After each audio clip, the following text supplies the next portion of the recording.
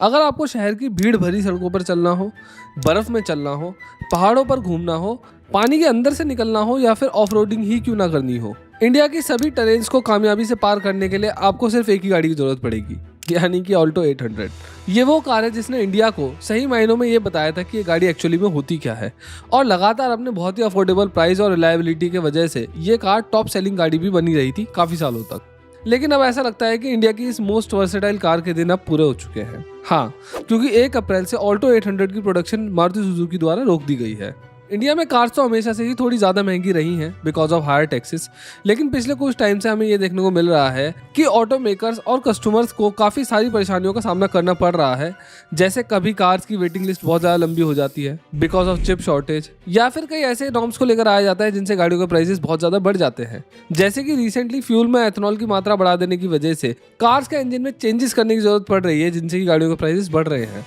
साथ ही साथ BS6 के आने की वजह से भी गाड़ियों के प्राइसेस बढ़े थे शुरुआत में, और स्ट्रिक्ट होते सेफ्टी नॉर्म्स की वजह से भी ऐसा ही हो रहा है। अब इन नॉर्म्स की वजह से तो सिर्फ प्राइसेस ही बढ़ रहे हैं, लेकिन अब एक ऐसा भी नॉर्म आ गया है जिसके चलते गाड़ियों के प्राइसेस तो बढ़ेंगे ही, साथ ही साथ काफी सारी गाड़ियों का दी एंड भी हो जाएगा। और इनमें परफॉर्मेंस कार्स जैसे कि स्कोडा ऑक्टाविया से लेकर पीपल्स कार यानी कि ऑल्टो जैसी गाड़ियां तक शामिल हैं। और अगर प्रिसाइसली बोलूं तो ऑलमोस्ट 17 कार मॉडल्स ऐसे हैं जो कि डिसकंटिन्यू होने जा रहे हैं, और अगर मैं गलत नहीं हूं then it has to be the biggest car lineup lost in recent history. अब वो कौन कौन से मॉडल हैं जो डिसकंटिन्यू होने वाले हैं उनके बारे में हम डिटेल में आगे बात करने ही वाले हैं इस वीडियो के अंदर, लेकिन इससे पहले हमें ये जानना जरूरी है कि आखिर ऐसा करने की जरूरत पड़ ही क्यों रही है, क्योंकि ज्यादातर कार BS6 फेज 1 के टाइम पर डिसकंटिन्यू नहीं हुई थी। तो इस सवाल का जवाब यह है कि इस बार नॉर्म्स इतने ज्यादा सख्त हो चुके हैं कि कार मेकर्स की कमर तोड़ के रख देने वाले हैं ये। My back!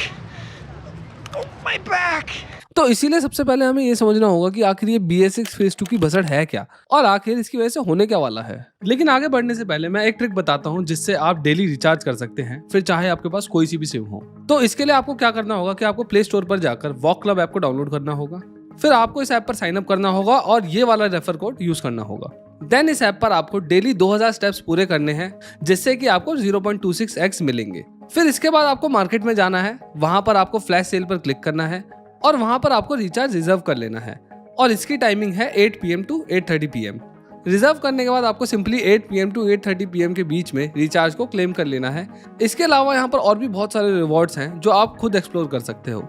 सो अभी जाके इस ऐप को डाउनलोड करो और इसको अपने दोस्तों के साथ भी शेयर जरूर करो। अब जो मैं बताने जा रहा हूँ ना उसको बड़े ध्यान से सुनना, क्योंकि ये थोड़ा हैवी होने वाला है। अब ये जो BS6 फेज 2 एमिशन नॉर्म्स है ना, इसके अंदर 3 मेजर इम्प्लीमेंटेशंस करी गई हैं, और इसमें सबसे पहली है RDE यानी कि रियल टाइम ड्राइविंग एमिशंस। दरअसल BS6 फेज 1 या इससे पहले ये होता था कि इंडिया में कार्स के एमिशंस को लैब में मेजर किया जाता था, लेकिन लैब के अंदर टेस्टिंग आइडियल कंडीशन में होती थी, जिसके कारण लैब के अंदर रिजल्ट्स एक्यूरेट नहीं आते थे, और जो बाय प्रोडक्ट के तौर पर माइलेज निकल कर आती थी वो भी एक्यूरेट नहीं होती थी। अब इसी इनएक्यूरेसी को खत्म करने के लिए BS फेज 2 में सभी व्हीकल्स के अंदर OBD सिस्टम लगाए जाएंगे।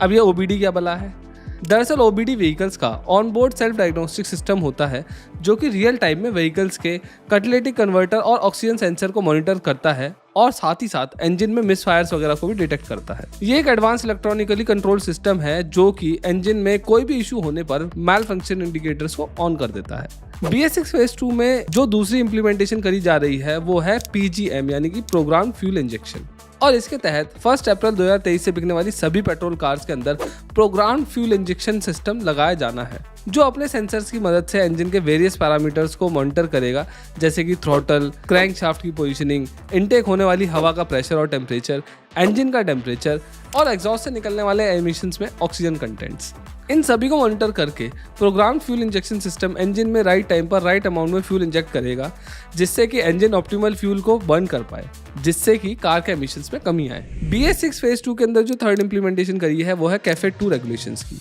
यानी कि corporate average fuel efficiency. Cafe regulation को फर्स्ट टाइम 2017 में पेट्रोल, डीजल, LPG और CNG फ्यूल व्हीकल्स के लिए इंप्लीमेंट किया गया था, लेकिन 1 अप्रैल 2023 से BS6 फेज 2 के साथ इसके भी सेकंड फेज यानी कि कैफे 2 रेगुलेशन को इंप्लीमेंट कर दिया गया है, जिसके हिसाब से हर ऑटोमेकर के न्यू व्हीकल फ्लीट का एवरेज CO2 एमिशन 130 ग्राम पर किलोमीटर से घटाकर 113 ग्राम पर किलोमीटर कर दिया गया है, यानी कि एक कंपनी के सभी इंडिविजुअल मॉडल्स का कलेक्टिव CO2 एमिशन सिर्फ 113 ग्राम पर किलोमीटर ही होना चाहिए। अब कैफे नॉर्म के साथ साथ गवर्नमेंट कंट्री के अंदर CO2 एमिशन को रिड्यूस करने के साथ साथ फ्यूल कंजप्शन को भी कम करने की कोशिश कर रही है, लेकिन वो ऐसा करेंगे कैसे? ये होगा EVs और हाइब्रिड पावर ट्रेन की मदद से।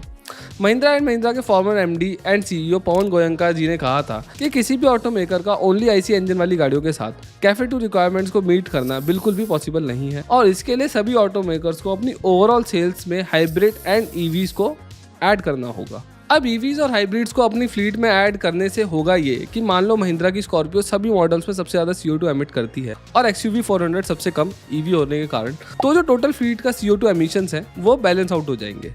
अब अगर आप BS6 फेज 2 क्या है वो समझ गए हैं तो अब जानते हैं कि आखिर इसकी वजह से किस तरीके के चैलेंजेस हमें देखने को मिलेंगे। अब इससे जो सबसे पहली दिक्कत होने वाली है वो ये है कि गाड़ियां इस नॉर्म के इम्प्लीमेंटेशन के बाद काफी ज्यादा महंगी हो जाएंगी, क्योंकि किसी भी व्हीकल को BS6 फेज 2 में कंप्लायंट बनाने के लिए उसमें ऑन बोर्ड डायग्नोस्टिक सिस्टम और प्रोग्राम फ्यूल इंजेक्शन सिस्टम जैसे कई हार्डवेयर लगेंगे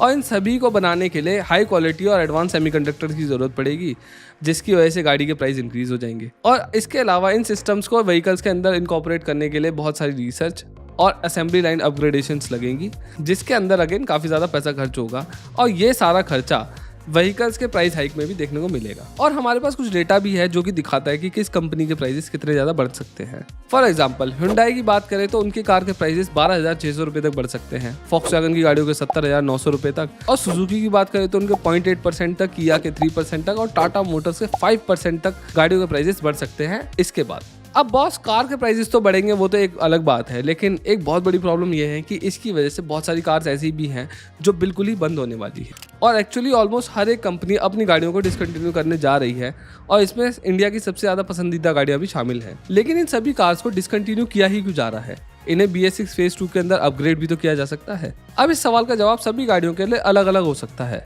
जैसे अगर मैं बात करूं होंडा 5th जनरेशन सिटी की, अमेज की, Hyundai वर्ना की, i20, तो इन सभी गाड़ियों के डीजल वेरिएंट्स को बंद किया जा रहा है और इसका कारण ये है कि अगर इन मॉडल्स को BS6 फेज 2 के लिए कंप्लायंट बनाते हैं तो इसमें काफी ज्यादा घाटा होगा कंपनीज को, क्योंकि किसी भी डीजल व्हीकल को BS2 के अंदर कंप्लायंट बनाने के लिए लीन नॉक्स ट्रैप यानी कि LNT से सिलेक्टिव कैटालिटिक रिडक्शन यानी कि SCR में ट्रांजिशन करना होगा, जो कि एग्जॉस्ट सिस्टम का हिस्सा होते हैं। पहले ऐसा बड़े डीजल इंजन वाली गाड़ियों में होता था, लेकिन अब ये हर साइज के डीजल इंजन में किया जाएगा, जिससे कि कार्स काफी ज्यादा महंगी हो जाएंगी और इकोनॉमिकली वाइबल भी नहीं रहेंगी और इसीलिए हमें ये गाड़ियां देखने को अब नहीं मिलेंगी। अब अगर इसके अलावा हम बात करें Alturas G4 की, KUV 100 की, Jazz की, 5th जनरेशन सिटी की, Kwid 800 की और Alto 800 जैसी गाड़ियों की, तो इनको बंद करने का सबसे बड़ा रीजन है पुअर सेल्स। इनमें से कुछ मॉडल्स की सेल पहले से ही कम चल रही थी, जैसे कि KUV 100 की, या कुछ मॉडल्स की सेल वक्त के साथ गिर गई है, जैसे कि Alto 800 जिसकी सेल Alto K10 की वजह से गिरी है और अब ऐसी गाड़ियों को बनाना प्रॉफिटेबल नहीं रहेगा आफ्टर BS6 फेज 2। अब वैसे तो पेट्रोल व्हीकल्स को न्यू एमिशन रूल्स के हिसाब से कंप्लायंट बनाना डीजल गाड़ियों के मुकाबले तो सस्ता है, लेकिन लो नंबर ऑफ सेल्स एक बहुत बड़ा कारण है जिसकी वजह से कंपनीज ऐसा स्टेप उठा रही हैं और यही कारण है जिसकी वजह से आज हमको निसान किक्स, स्कोडा ऑक्टाविया और स्कोडा सुपर्ब जैसे प्रीमियम पेट्रोल मॉडल्स का डिसकंटिन्यूएशन देखने को मिल रहा है। यस, आपकी कुछ चहेती गाड़ियां भी गायब होने वाली है या ऑलरेडी हो चुकी है। इन दोनों रीजंस के अलावा भी एक बहुत बड़ा कारण है जिसके चलते कंपनीज अपनी गाड़ियों को बंद करने वाली हैं और वो है end of life cycle. India के अंदर कुछ गाड़ियां ऐसी हैं जो अपने सेगमेंट के अंदर बिल्कुल ही गायब हो चुकी हैं और उनको मार्केट के अंदर दोबारा जमाने के लिए बहुत सारे कॉस्टली अपग्रेडेशंस करने पड़ेंगे, जो कि एक काफी ज्यादा महंगा डिसीजन होगा। तो कंपनी ने इस बात को ध्यान में रखते हुए इन गाड़ियों को डिसकंटिन्यू करने का फैसला लिया है, जैसे कि महिंद्रा की मराजो और होंडा की WRV जैसे मॉडल्स। तो इसी तरीके से पेट्रोल और डीजल मिलाकर 17 कार मॉडल्स ऐसे हैं जिनकी कंपनीज बलि देने वाली है न्यू एमिशन रूल्स के चलते। अब चलो गाड़ियां तो बंद होने वाली हैं, लेकिन क्या इसका कोई सिग्निफिकेंट रिजल्ट देखने को मिलेगा? गवर्नमेंट का कहना यह है कि BS6 फेज 2 एमिशन नॉर्म से एमिशंस में कमी आएगी और व्हीकल्स की फ्यूल एफिशिएंसी भी बढ़ेगी। अब ये रूल्स इन क्लेम्स पर कितने ज्यादा खरे उतरते हैं ये तो वक्त ही बताएगा आने वाला, लेकिन एक बात तो क्लियर है कि हर बार की तरह न्यू एमिशन रूल्स की वजह से ऑटो मेकर्स और ऑटो बायर्स दोनों को ही काफी ज्यादा चैलेंजेस का सामना करना पड़ेगा। खैर, अगर आपको मेरी ये वीडियो पसंद आई हो तो please consider subscribing this channel with the bell icon. Bell icon बहुत ज्यादा जरूरी होता है दबाना, प्लीज ध्यान रखना। इस वीडियो को लाइक करिए, शेयर करिए और कमेंट्स में अपने विचार जरूर छोड़िए। Thank you.